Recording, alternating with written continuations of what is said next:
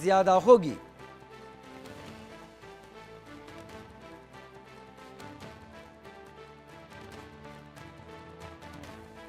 बहुत जल्दी हमारे साथ हमारे संवाददाता लाइव जुड़ने वाले हैं। हम आपको यहां पर बता रहे हैं कि एलओसी पर आर्टिलरी तैनात करने पर बात हुई है। बैठक में प्रधानमंत्री, रक्षा मंत्री और गृह मंत्री मौजूद रहे हैं। एलओसी पर आर्टिलरी को भी तैनात करने की बात हुई है।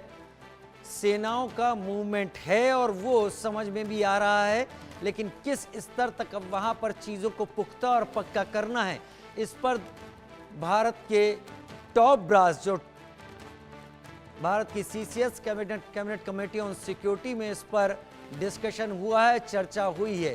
फैसले क्या लिए गए वो अभी सामने नहीं है। सरकार जितनी जानकारी सामने रखना चाहेगी उतनी ही जानकारी सामने निकल कर आएगी।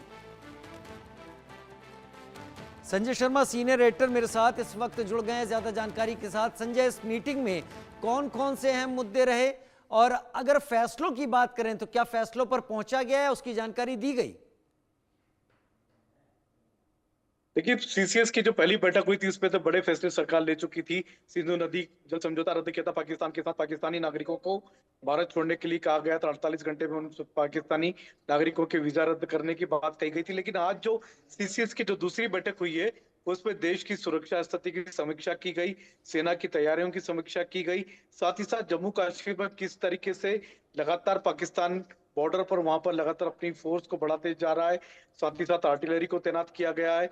जम्मू और कश्मीर जो बॉर्डर लगा हुआ पूरा एरिया है, पूरा इलाका है, वहां पर फौजी जमावड़ा पाकिस्तान ने बढ़ा दिया है और पूरी तरह से आर्टिलरी को तैनात कर दिया है। तो वहां से बॉर्डर से जो जितने सटे हुए गांव हैं उनको खाली कराने का आदेश दिया गया है। साथ ही साथ सुरक्षा स्थिति की समीक्षा की गई है कि अगर कोई बड़ी कार्रवाई होती तो उस स्थिति में आगे जम्मू कश्मीर सीमा पर क्या हो सकता है। साथ ही साथ देश की सभी दिशाओं की सुरक्षा की तैयारियों की समीक्षा की गई है और इस तैयारी की समीक्षा में सभी जमीन, आसमान और पानी, यानी तीनों, जल, नभ और जमीन, ये तीनों की तीनों चीजों पर इन्होंने विचार मंथन किया है, सबकी समीक्षा की गई है। और बड़े फैसले क्या होंगे, कुछ फैसले मीडिया को बताए जाएंगे। 4 बजे प्रेस कॉन्फ्रेंस होगी, कैबिनेट फैसलों की जानकारी केंद्रीय मंत्री अश्विनी वैष्णव देंगे। लेकिन कुछ फैसले जो जो देश हित में नहीं है अभी फिलहाल बताना, उनको रोका जाएगा, उनको बताया नहीं जाएगा। लेकिन सुरक्षा के लिहाज से आज सभी की समीक्षा की गई है। ये समीक्षा बैठक कह सकते हैं आप इसको। समीक्षा बैठक कह सकते हैं उसको, सुरक्षा की स्थिति को लेकर। संजय शर्मा, आप हमारे साथ बने रहिए क्योंकि एक और बड़ी खबर का रुख कर रहे हैं। प्रधानमंत्री नरेंद्र मोदी का रूस का दौरा रद्द हो गया है। रूस दौरे पर प्रधानमंत्री नहीं जाएंगे। विक्ट्री डे परेड में शामिल होने प्रधानमंत्री को जाना था। 9 मई को मॉस्को में है विक्ट्री डे परेड, जिसमें प्रधानमंत्री नरेंद्र मोदी को शामिल होने के लिए जाना था, लेकिन अब उनका रूस का दौरा रद्द कर दिया गया है। वर्तमान हालात को देखते हुए रूस जाने से प्रधानमंत्री ने परहेज किया है और उस दौरे को रद्द कर दिया गया है।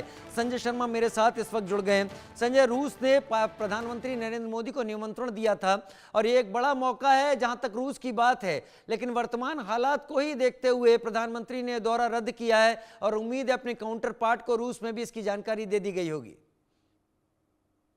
बिल्कुल राजीव, जिस तरीके से प्रधानमंत्री नरेंद्र मोदी ने अपना रूस का दौरा रद्द किया है उसको देख करके आप कह सकते हैं, ऐसा लगता भी, संकेत भी यही है कि पहलगाम के बाद में भारत और पाकिस्तान के बीच में जिस तरीके से तनाव लगातार बढ़ता जा रहा है, दिन पर दिन बढ़ता जा रहा है, उसको देखते हुए प्रधानमंत्री नरेंद्र मोदी ने अपना विदेश दौरा, मॉस्को का दौरा रद्द कर दिया है।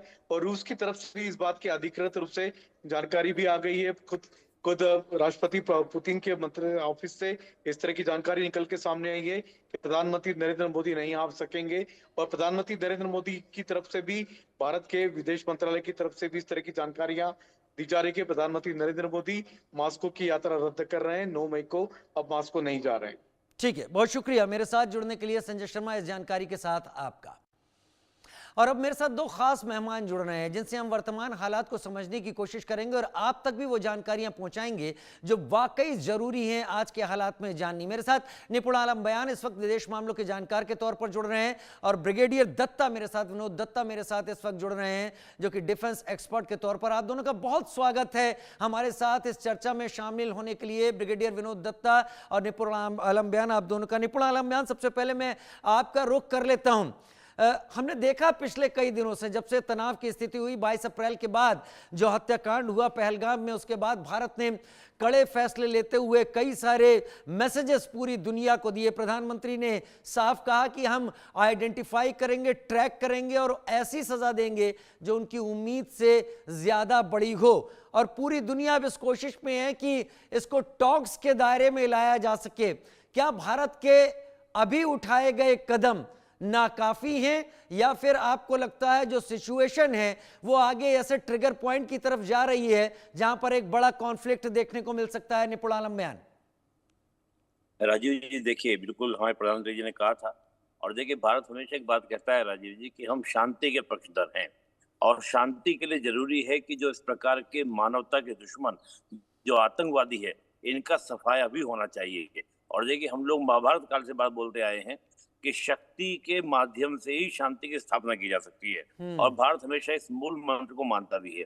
जिस प्रकार की पाकिस्तान ने कायरा हमला किया था, उसके बाद हमने डिप्लोमेटिक बहुत सारे स्टेप लिए, चाहे हम लोगों ने इंडस वाटर ट्रीटी को सस्पेंड किया हो और भी बहुत सारी चीजें ली गई हो।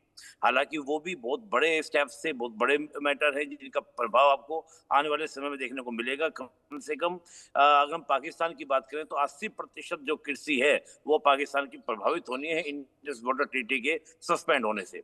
इसके अलावा बहुत सारे डिप्लोमेटिक स्टेप्स लिए गए, चाहे हम लोग सो एम्बेसडर की मीट बुलाकर और उनको मैंने सबूत दिया, अंतरराष्ट्रीय एनवायरमेंट बनाया गया, इवन यूएन तक में जाके भारत ने उस शब्द का प्रयोग किया जो आज तक भारत ने कोई यूज नहीं किया था, रोग स्टेट फॉर द पाकिस्तान, कि एक पाकिस्तान जो है एक दुष्ट राज्य है जो अंतरराष्ट्रीय शांति के लिए खतरा है। तो भारत ने सीधा सीधा मैसेज दिया कि पाकिस्तान जो है वो शांति के लिए खतरा है, और हमको शांति की स्थापना के लिए पाकिस्तान के साथ आगे बढ़ना होगा, यानी कि इस मैटर में आगे जाना होगा। लेकिन एक बड़ी बात राजीव जी ये है, जिस प्रकार से हम पाकिस्तान को देख रहे हैं, और पाकिस्तान लगातार, चाहे वो जनरल मुनीर का भाषण हो, उसके बाद एक घटना होना हो, और उसके बाद न्यूक्लियर धमकी दी जानी हो, और उसके बाद हम देखें रक्षा मंत्री का ये स्वीकार करना कि 3 दशक से हम टेररिज्म, और आज भी हम देखें लगातार पाकिस्तानी कोशिश कर रहा है कि हम युद्ध नहीं चाहते, भारत युद्ध चाहता है। तो मुझे लगता है कि कहीं ना कहीं पाकिस्तान लगातार, आप देखिए 3-4 दिन से लगातार एलओसी फायरिंग भी हो रही है, तो डुअल स्टैंडर्ड से आपको पाकिस्तान को देखने को मिल रहे हैं। और जिस प्रकार की खबरें आ रही हैं कि बॉर्डर के ऊपर उन्होंने आर्टिलरी तैनात कर दी है, अपने टैंक लगा दिए गए हैं, तो इसका मतलब यह है कि Pakistan is ready for the conflict. Pakistan चाहता है एक वॉर हो जाए, एक युद्ध हो जाए। इसके 2 रीजन है, एक तो पाकिस्तान की अंदरूनी हालात जिससे उसका ध्यान, वहां की जनता का ध्यान वहां से हटाना चाहता है, और दूसरा मुझे लगता है कि बाहरी ताकत जैसे चीन है, चीन नहीं चाहता कि भारत में इन्वेस्टमेंट आए। लेकिन भारत को यहाँ पर बहुत ही नपे तुले कदम उठाने होंगे, क्योंकि भारत को वॉर में जाना नहीं है, भारत कभी वॉर की इच्छा नहीं रखता है, भारत हमेशा बोला है। लेकिन भारत साथ साथ शक्ति के प्रदर्शन से पीछे हटना नहीं चाहता है। रीजन क्योंकि हम शांति चाहते हैं, और शांति जो है शक्ति के प्रदर्शन के बाद ही आते हैं, जैसा खुद भगवान कृष्ण ने गीता में कहा था, भगवद गीता में, यानी कि महाभारत के युद्ध के दौरान कहा था। तो मुझे लगता है कि जो हमने पहले से जगह स्टेप्स लिए थे उनका इम्पैक्ट हमें देखने आता हूं सर, आपका रुख करता हूं। जो हमने स्टेप लिए थे उनके इम्पैक्ट को भी देखने का वक्त है, लेकिन बड़ी खबर यह कि आतंकी हाफिज सईद से जुड़ी हुई बड़ी खबर